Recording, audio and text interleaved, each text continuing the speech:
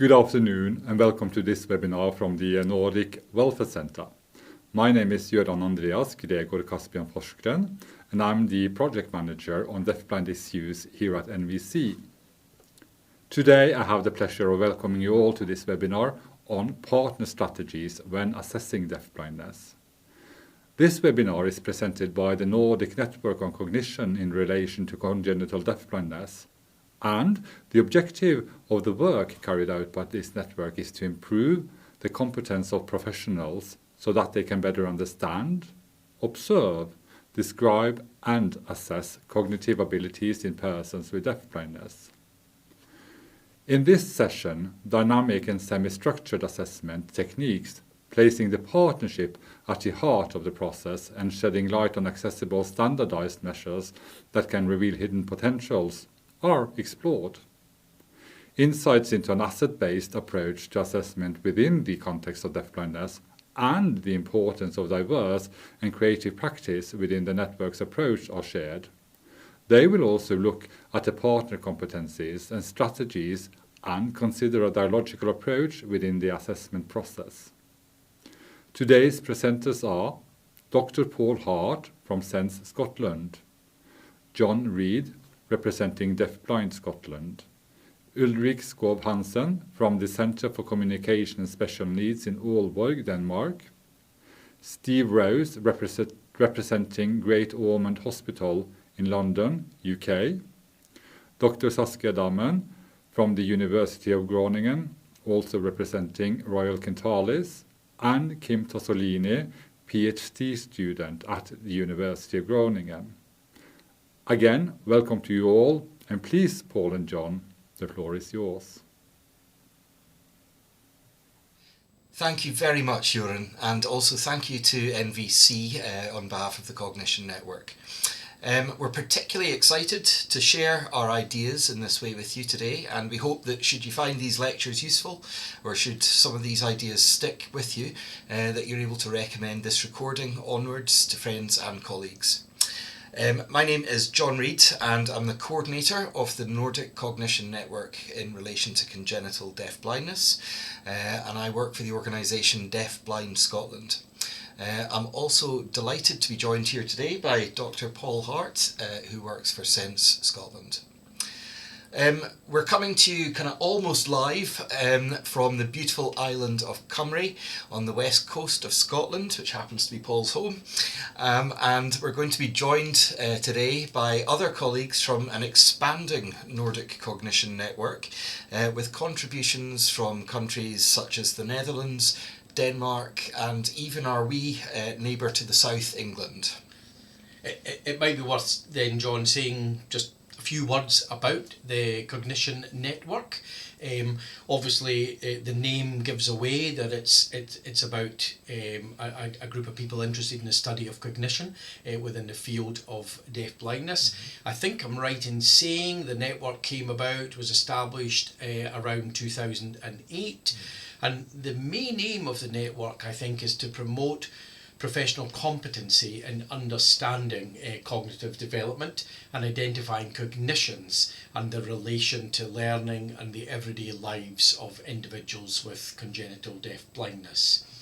Some members of the network are affiliated to different universities. They're conducting research and collaborating with professionals in the field of congenital deafblindness. Other members are clinicians and practitioners working in the field, perhaps psychologists, educational specialists, supervisors, other professionals involved in social care, and they're all involved in conducting assessments and intervention planning in the various different countries where they live and work. And as well as understanding about cognition, part of the challenge for the network is to demystify cognition and make it relevant for day-to-day practice. And over the years, it has published 3 booklets, and I think probably John can give us some what those books or what kind of insights those books have given us into cognition. Yeah, totally, Paul. Yeah, the The Nordic Cognition Network has published 3 books so far. The first of these is called Guidelines for Assessment of Cognition in Relation to Congenital Deafblindness. And this book really sort of led our thinking in how we construct what cognition is in relationship with the field of deafblindness. What can we learn from the field of cognition within the deafblind world?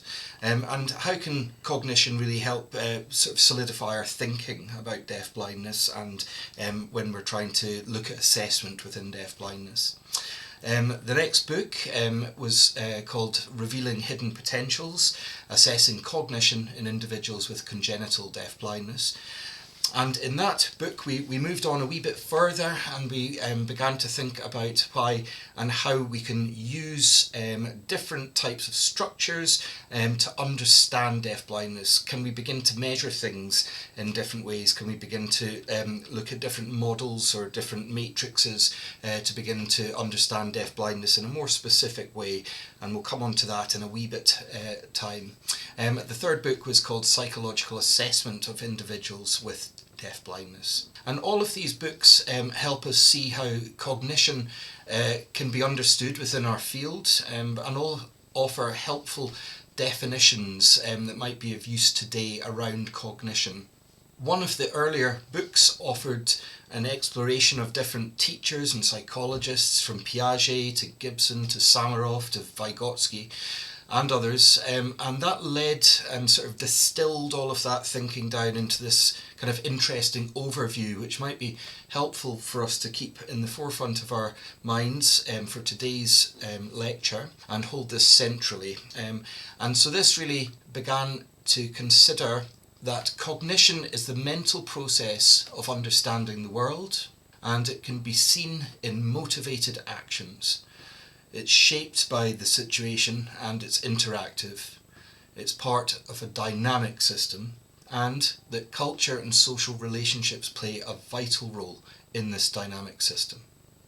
When you're describing that there, John, I think you can see that cognition it can be seen really as a complex interplay between our minds, behaviours and the world around us. And I take strongly probably one of the ideas that if we're really interested in assessing cognition, then we can't really do that without considering the role of both partners in an interaction. And I think if we go back to the second of those publications you mentioned, Revealing Hidden Potentials, we can learn more about a framework which that book helpfully outlines. And it asks us, when we're involved in assessment, to consider what is the purpose of this assessment. Is it about getting an impression? Is it trying to test an idea or a hypothesis? Or is it about measuring behaviour? It then asks us to consider what kind of procedure, what tool might we use. Are we going to conduct a series of naturalistic observations? Are we going to maybe do a semi-structured assessment, or are we going to maybe use a more structured assessment, maybe a standardised assessment tool? And then finally it asks us to consider, how are you going to analyse any of the information that you've found? Are we going to kind of just use open approaches to analysis? Are we going to try and find particular themes that emerge, or are we actually going to try and rate, perhaps using a more formal kind of standardised assessment tool? And later in that same publication, it kind of puts all of these ideas into a really straightforward, kind of easy to understand matrix. So it says that you can use any of those different procedures or tools, and you can have different purposes in mind for each of those tools. So in that publication you can read more in many of the chapters, and we suggest which chapters to read if you're particularly interested in how would I use semi-structured assessments to get an impression. So you can see there on the screen at the moment, but you can follow that up in the publications yourself. But what we're going to hear from our three speakers, the three presentations that are coming up shortly, is how we can use different use different aspects of these approaches to find out something about assessment, find out something about cognition. Yeah, and I think one of the things is really how do we set that up so that we get the best out of that. And I think, yeah, you're probably going to tell us something about the overall theme of today's webinar. Yeah, thanks, Paul. And yeah, in many ways, that getting the best out of that situation, we've developed some thinking in previous work and previous books around what cognition is. And Paul's just been explaining the matrix that we used in one of those books, revealing hidden potentials, and how that kind of helps centralise our thinking on this topic. And when it comes to observing cognition and to today's webinar, it's really looking about how we give ourselves the best chance of understanding what it is we're observing, what it is we're sitting in front of, and how do we make sure that the conditions and our approaches give the person with deafblindness the best chance to tell their story. And so to that end, in a moment, Ulrik Skov Hansen from the Centre for Communication and Special Needs is going to help us understand how we can make accommodations or modifications to standardised tests. And then following that, Steve Rose from Great Ormond Street Hospital in London, in England, is going to help us understand how differing perspectives can reveal maybe more about the young child. And then finally, Professor Saskia Damen and Kim Tosolini from the University of Groningen in the Netherlands will talk about partner strategies and how to really get the best out of a situation, how to optimalise an assessment situation. So, first up, we're going to hear from Ulrik. Ulrik, over to you. Thanks to John and Paul for that introduction. And I will begin by talking about the use of standardized measures in a normative and dynamic assessment approach. Assessing cognitive abilities and learning potentials regarding people with deafblindness is a complex task. There are many different approaches, tools, and methods to use and try to reveal hidden potentials regarding cognition. And I will discuss my professional experience with the use of standardized test materials. However, it is important to know that this is just one of many approaches, and it is not the only way to conduct this kind of assessment. First, I would like to share some thoughts with you. Often when the discussion turns to the use of standardized measures, such as cognitive tests, in relation to assessment of people with congenital deafblindness, I hear people say something like, oh, you can't use these materials because the person isn't testable. And this perspective, I think, arises from the belief that it is challenging for the individual in question to participate in the different tasks. The person may not be able to see the materials properly, or they may not be able to answer in a manner that the test requires, among other things. But instead of placing the responsibility on the person with deafblindness, I would like to shift this responsibility and place it where I believe it is more appropriate and useful to the tests themselves and how we as professionals use them. So rather than thinking of a specific person as testable or not testable, I suggest of thinking of the test materials as accessible or not accessible. This approach, I think, empowers us to take action and to do something. When using standardized tests to assess cognition, you can employ different approaches. One key distinction is between normative and dynamic assessment, and they serve different purposes. Both can be relevant in the cognitive assessment of people with congenital deafblindness because they answer different questions. In normative assessment, we evaluate an individual's cognitive abilities and compare them with others. You might hear statements like, this individual is above average average or below average in terms of cognitive abilities.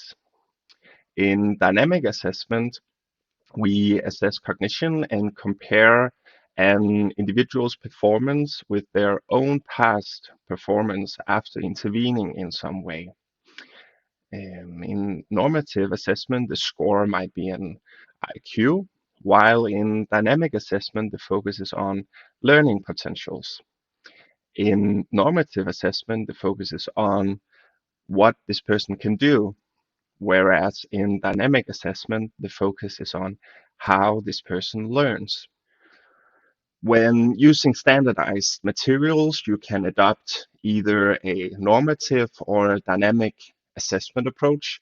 But when making these kind of assessments regarding people with congenital deafblindness, you need to consider another perspective.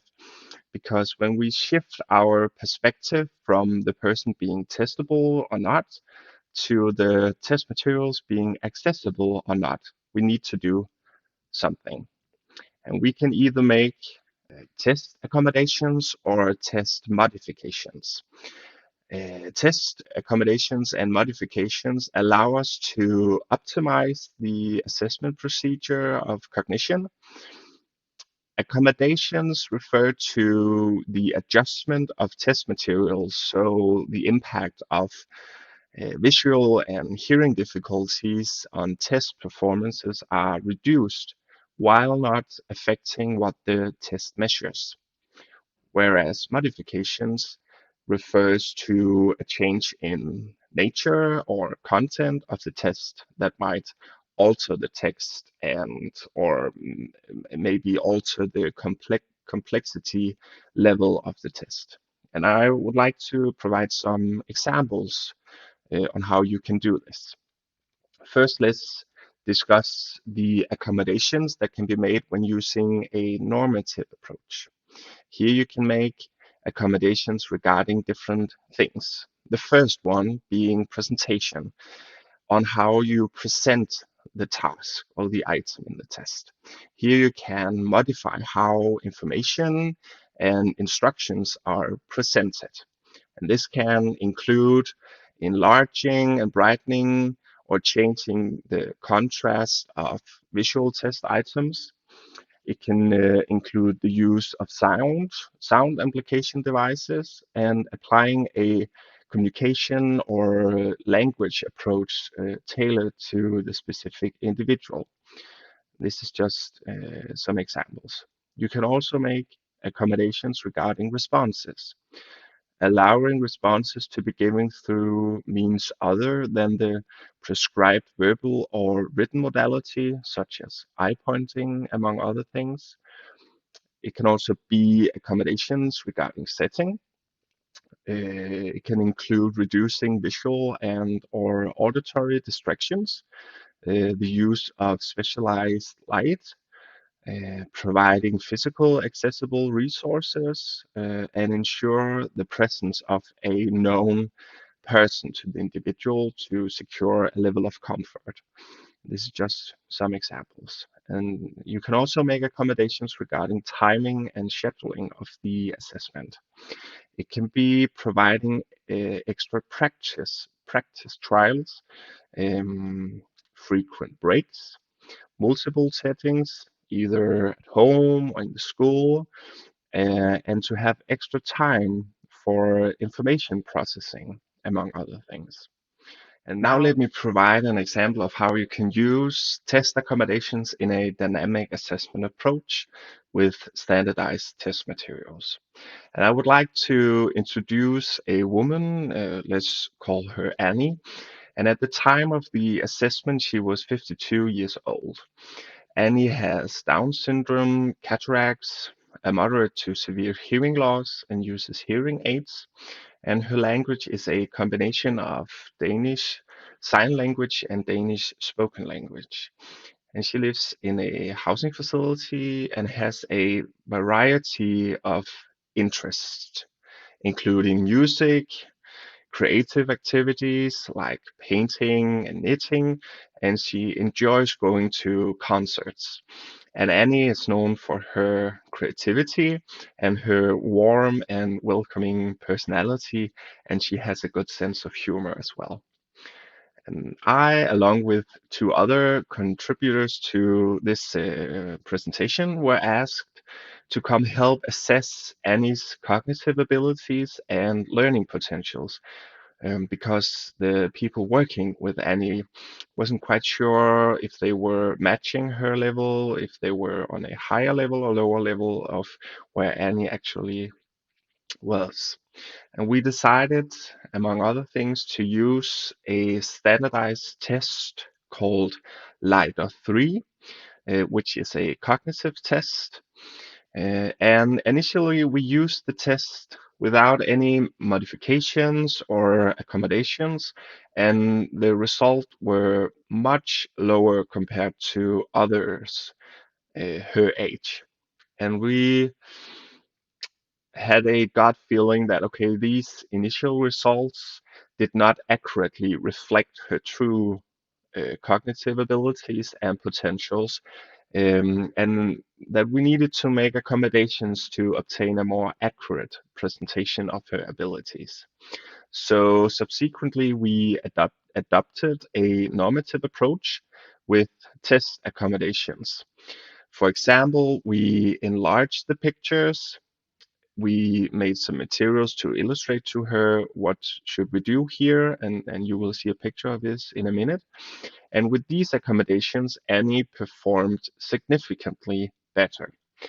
And then we thought, okay, we need to transition to a dynamic assessment approach with accommodations to uncover her cognitive potentials and learning potentials. So we again selected a specific task from the LIDAR 3 test. And in this test or task, you are supposed to arrange a series of pictures in a meaningful sequence. And prior to this, we asked ourselves two questions. One, how can we ensure that Annie has access to the information necessary to complete this task? Two, what is the minimal intervention required for Annie to master this task? And with these considerations in mind, we decided to start with a task related to Annie's interest in painting. So we created our own materials inspired by the LIDAR 3 test, including larger pictures and a blackboard with 4 empty squares to visualize and illustrate that something needed to be placed here. And we began with a sequence involving a person painting a picture, which is a activity that Annie was familiar with and quite likes. And we placed the first 2 pictures and explained to Annie that the person is painting. And we showed her the 2 bottom pictures and asked her where should these 2 go, physically placing them to demonstrate the task. And we then explained that there were more pictures to arrange. We used pictures of a person painting, aligning the task with something Annie knew well. And with these accommodations and interventions, Annie successfully completed the task, even though she couldn't do so with the original LIDAR 3 test. And we were confident that she had access to the visual information and that she understood the task due to our accommodations and dynamic approach. And we then proceeded with sequences inspired by the LIDAR 3 test, but with more abstract pictures. And once again, Annie was able to complete the task. And we asked ourselves, okay, what did we learn from this assessment? First, Annie performed better in the test when we applied accommodations, revealing a higher level of cognitive functions than the initial test demonstrated. Two, she showed a higher level of cognitive functioning than those around her had expected. And 3, Annie learned well from demonstrations, especially when the tasks were linked to something she knew and was motivated by.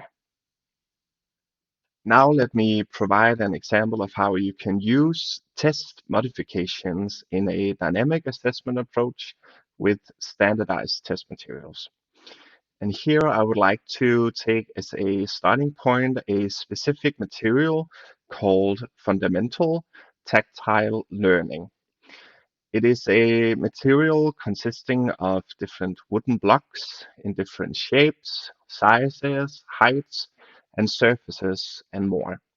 And with this material, you can make modifications to a standardized test in making the test tactile instead of visual, which many of the standardized tests are. And with the previous examples, you can make the task similar to the sequence task from Ladder 3. You can make sequences where it is possible for the individual to touch and feel the sequence rather than just seeing pictures of it. And it could look something like this on the pictures. And here you see 3 wooden blocks with different shapes, sizes. And on the next picture here, they're different in heights. And on the third picture here, you can see you can also, if necessary, add this frame where you need to place the different blocks in, and you can make more abstract sequences. And this is just an example using a specific materials, but you can use materials from everyday life as well. And it's often a process of making something from scratch or using what you have available where you're working. So this is just to give an example that you can make cognitive task items here, a sequence task, you can make them tactile in different ways. And this is just one example of how to do it. Yeah. In conclusion, as we've explored the use of standardized measures and dynamic assessment in assessing cognitive abilities among people with congenital deafblindness, we've seen the importance of focusing on accessibility rather than labeling individuals as testable or not testable. By applying various accommodations and modifications, we can optimize the assessment process, reveal hidden potentials, and better understand how these individuals learn. Now it's my pleasure to introduce our next speaker, Steve. And Steve will delve deeper into the practical application of a semi-structured approach to assessment of cognitive functions, specifically using the tactile working memory scale. And I now give the word to Steve. Thank you, Ulrik, for the introduction to different assessment measures.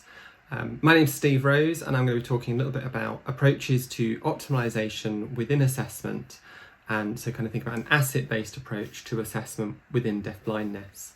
And mainly I'm speaking about an example of cognitive assessment using the tactile working memory scale, but truly it's about a deafblind's journey towards sharing his learning potential and creating shared meaning using tactile communication. I want to share this story as an example of assessment informing outcomes, and I'm going to talk about the observational lens, the tools to use, the outcomes, and a bit about what I've learned along the way. So one of the factors in this journey was the lens in which we interpret observations.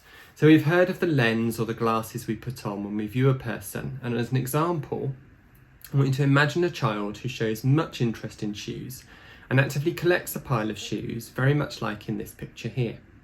And if we adopt a developmental lens, we might interpret these actions as demonstrating object permanence, transportation schema, trajectory schema, positioning schema, all those kind of developmental things. Whereas if we were looking at it from a more diagnostic perspective, we might see them and interpret them as a repetitive behaviour, a special interest, rigidity or a lack of flexibility, or perhaps a preference for solitary play. Whereas from a strengths-based or asset-based lens, we can see this differently. We could see the child is playing with shoes, so they've got an activity. There's interest in the shoeness of the shoes, so they're exploring the concept, or they're even comparing shoes, so they've got the strategy. And then from a tactile lens, we can take that further and we can observe things like tactile focused attention, tactile object identification and recognition, or even sustained tactile attention. And each of these lenses describe the same behaviour, but actually take a different perspective. The reality is we're likely to need a multi-perspective lens, adopting elements of all these lenses which help us understand a person and their potential ability, depending on the purpose of our assessment. So, acknowledging that there are these different lenses, I want to start the story of a boy. And he is described in many ways as a joyful young man who is a thrill seeker and adventurer. He's a lover of bass music, swimming, big movement and bouncing. He's a resilient and determined young man, and actually with the support of his amazing parents recently climbed Ben Nevis Mountain, but that's a whole other story. When I first met him, he was 8 years old. He was described to me as being non-verbal, an emergent communicator.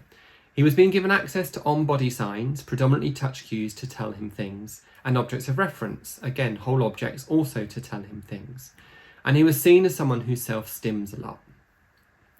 From a medical perspective, he has a diagnosis of Norris disease resulting in profound vision impairment, a deteriorating severe moderate hearing, where his left is better than his right. He has autism spectrum, learning disability, and mobility difficulties due to a tight Achilles tendon. And his cognitive development level had not been fully understood. When he was 4 years, 7 months, his sensory motor skills were estimated at a 12-month level compared to children with the same level of vision, measured by the Raynell's inking scales. Gave him a developmental quotient of 22. But at this time, he was also diagnosed with autism spectrum and profound intellectual disability. And this kind of brings us on to the tools. So there's a difference between what we might have seen in the standard perspective to something a bit more dynamic. And I've been supporting and coaching this team since 2020, and this coincided with my introduction to the tactile working memory scale. And I was able to use this scale as a structured observation tool to get an impression of what he was up to within a remote support package. The tactile working memory scale was developing its place as a useful tool for people who experience the world from within their body, using the tactile channel to find out about and access the world irrespective of linguistic and cognitive ability, and it's freely available from the Nordic Welfare website. It can be used in different ways. It can be used to structure ecological observations or as a more dynamic assessment tool to provide opportunities for assessment, teaching and reassessment. And in our coaching paradigm, we were able to combine ecological observations to identify and discuss strategies, but also evaluate the impact of those over time.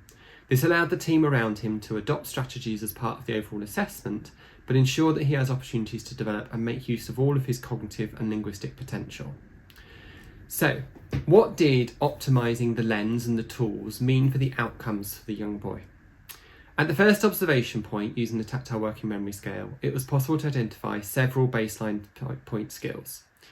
We could see that he was aware that hands carried meaning. He was using on-body signs more to request repetition of events and objects and show individual expressions linked to his experiences. For example, when he was exploring a rice cake, he would use some hypertactile expressions to kind of reflect on his experience. He's also aware that objects can carry meaning, so understanding some of his objects of reference. He is an active tactile explorer, which, he came from the initial position of being considered as being very tactile defensive, so this was a positive skill for him. He shows a positive response to sound, but it was unclear about kind of what long-term memory strategies he was using and how his social working memory was. The strengths-based lens or tactile-based lens observations resulted in identifying strategies for the team to use hand under hand to mediate explorations and interactions, establish a joining in or being together routine, so supporting him to share interactions in a much more social way, providing him access to more sign language, recognising and confirming his expressions, what he was doing with his hands, and increasing the range of object and tactile symbols. And over a period of intervention provided by the team of about 6 to 8 months, it led to a number of changes in his interactions, but also how the team viewed their relations with him. At a second observation point, it was possible to identify changes in his outcome point skills. So he was beginning to combine two signs. He was combining more and food. He was also using more for a wider range of requests. So he was including it with more people in more places. He was recognising more tactile symbols as they've been introduced to him. And he was also accessing more hand-under-hand experiences, demonstrating his tactile learning potential by accessing greater encoding strategies. And he was also sustaining tactile attention and engaging in social tactile attention, which was really positive. And the difference between these two time points are viewed as the assessment over the longer period. But we can note that there are changes in him, and they're based on the optimisation of the environment and the partners. But also there were changes in how he was viewed with more agency and potential for learning by his team. Working with the school team is one part of the process, but what about where the child spends most of his time, with his family and at home? His mother shared some feedback based on these outcomes because she was part of these video meetings too. And she says, the most successful part of our meetings has been getting everybody involved in his care together in one place to share experiences. She chose videos that she felt highlighted his personality or that really captured an activity he was doing. It really helped her to understand the importance of listening and watching his hand and body movements to realise that he's actually communicating something that she may have missed before. She appreciated that it helped the team around him to be really clear and consistent with teaching new signs and how we also react to his hands, helping him to enjoy exploring people's hands and the signs that they make. And it had definitely helped her feel better connected with him and strengthen their bond. So here we can see not only the benefits for a parent, but also how the tactile working memory scale provided a helpful framework to make observations, to suggest recommendations, but really change the whole team's perspective, including family members. So what have I come to understand as cognition and how to assess it? Well, I think a lot can happen depending on the perspective, the lens, and the tools adopted by assessors to structure our observations. It's quite hard to demonstrate the shared positions in static assessment, and by that I mean the intersubjective relations between two people with and about an object, so coming together of two minds.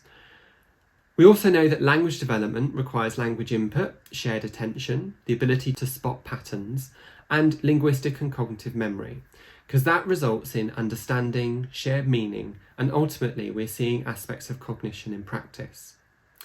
There are changes that we make to the environment, so the materials, the person, the assessor within the assessment space, all contribute to optimising the assessment. However, it's the intervention and strategies that are informed by the assessment that are the most powerful and have the most impact. We need to bear in mind how to address the balance of power between assessors, individuals and support teams, because it can easily become imbalanced. We need to make sure there's an accessible environment with opportunities that are filled with novelty by a partner who's going to press hard enough but not dominate the space. And at the same time, assessors need to have an end goal without having an end product in mind to help support the person to show their best and go on that shared journey together. We need to involve people who know the person best. It's about making observations in places that are familiar to the person and that these rich opportunities elicit cognitive and linguistic potentials. And finally, I think we need to recognise the importance that recognising that potentials has to provide the opportunity for strategies and testing things out, which is another use of the tactile working memory scale. But importantly, I think it's about when we recognise the potentials, they can become possibilities. If we support something we recognise as a potential with a strategy, that potential has the possibility to become learning and language. So I want to thank you for these few minutes to share some ideas about optimisation and asset-based assessment. I'm now going to hand over to Saskia and Kim for the next part of the webinar, considering partner strategies. Thank you. Welcome to our presentation of the study Thinking and Dialogue. In this study, we used partner strategies during cognitive assessment of individuals with congenital deafblindness. So let's first introduce ourselves. Hi, I am Kim and I'm a fourth year PhD student at the University of Groningen. I'm Saskia Damen and I work as a full professor at the University of Groningen at the unit Special Needs and Inclusive Education, and I'm also a senior researcher at Royal Cantalis in the Netherlands. So firstly, I want to tell a bit on the background of this study. The study builds on the work of Marleen Jansen, who had a chair on deafblindness at the University of Groningen until she retired in June 2022. Marleen had a mission to develop evidence-based interventions for this target group. Since September 2022, I continued her work with a special chair that focuses on development and learning of people with congenital and early acquired deafblindness, and also of people with multiple disabilities and complex communication needs. In 2020 already, I published an overview of what has been coming out of the interventions developed and tested in Groningen, and we concluded that these interventions enhance the communication of people with deafblindness in several cases, but that there is an urgent need to develop additional interventions to encourage symbolic communication, language development, and cognition.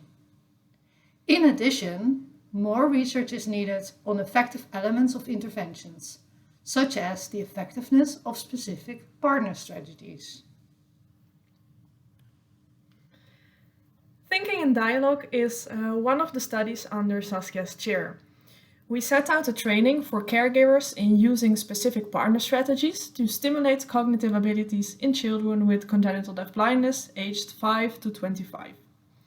The central research question was, to what extent is it possible to train caregivers of children with congenital deafblindness in effectively stimulating cognitive functions of their children? Each child participated with an educator. That could be a parent, a teacher, or a professional caregiver, and with an interaction coach, which was usually somebody that was already involved with the child as a practitioner. There were 4 phases of the research, and we always started with baseline. Then the intervention phase is focused on the attunement of the interaction and on cognition. And lastly, there was a follow-up phase. The child and caregiver recorded an activity for 30 weeks, with multiple educational sessions in between given by the research team. And the coach helped the caregiver in the interactions by giving coaching on the job and video feedback trainings every 4 weeks. To look at the cognitive development of the children, we used Piaget's theory of development. We focused on the first 3 developmental stages, and specifically we looked at these milestones in the development that you see here. So means-end relations, object permanence, symbolization, fantasy games, classification, and perspective taking. To assess each child, we used a combination of assessments. Firstly, caregivers filled in the Vineland Adaptive Behavior Scale, adapted for deafness by Cantalis. Based on this information, together with the information of the first recordings from the baseline, we made an estimation of the developmental stage a child was in. Then, for the more specific questions we had about the Piagetian cognitive skills mentioned earlier, we used a combination between the child-guided strategies and the South California Ordinal Scales of Development.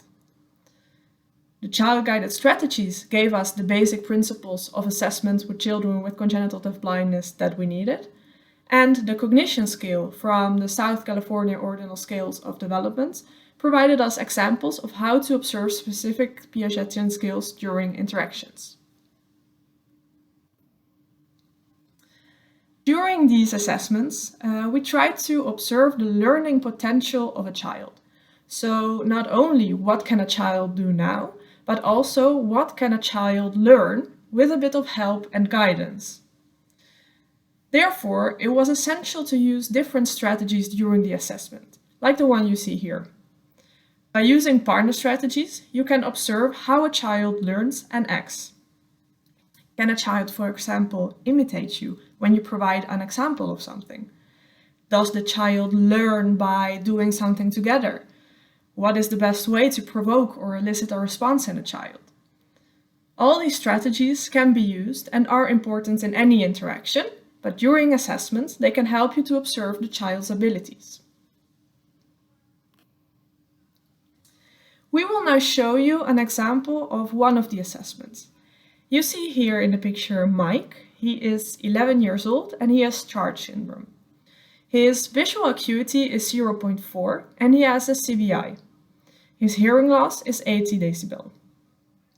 From previous knowledge, we knew that he understood means-end relations. In the recordings, we had seen some form of object permanence, but since this was so embedded in a daily routine, for example, taking his bread out of a cabinet, we were really curious to know if he understood object permanence in a new context. So during the assessment, we started playing together and found out that he liked a wrinkling ball very much.